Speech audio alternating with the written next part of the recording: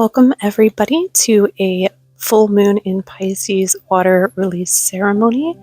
I was performing this anyway for myself and thought it might be useful to share it out. I'm going to use this jar here. It's actually a water bottle that has room for stones in it. You can use any container that's made out of glass.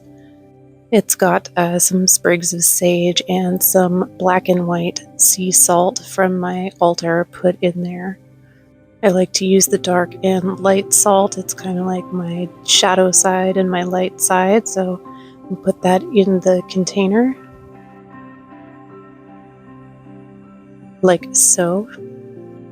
But you can feel free to use any elements inside the jar that you want to. Just make sure that whatever you're using is appropriate for whatever you intend to do with the water in the container afterwards.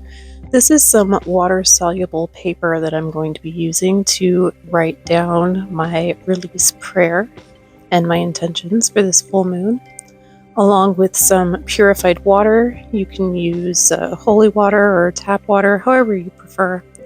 I've got it in that teapot for ease of pouring.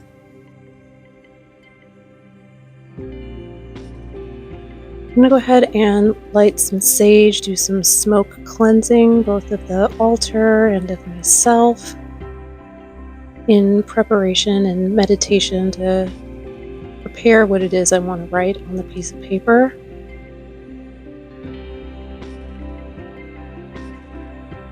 I am going to be using a pen to do that, but if you were wanting to consume the water afterwards, be sure that you're using the appropriate elements in doing this.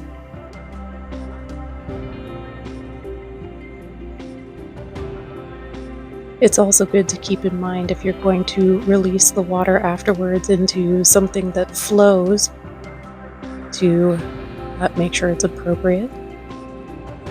I've got my release, my intentions written down on the piece of paper now. I'm going to stick it in the jar if the sage will cooperate with me.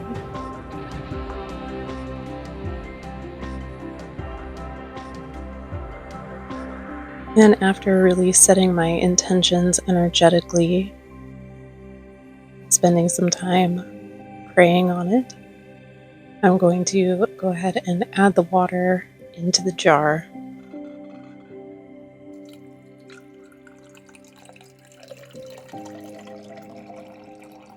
And you can see how the water evaporates and dissipates right into the water.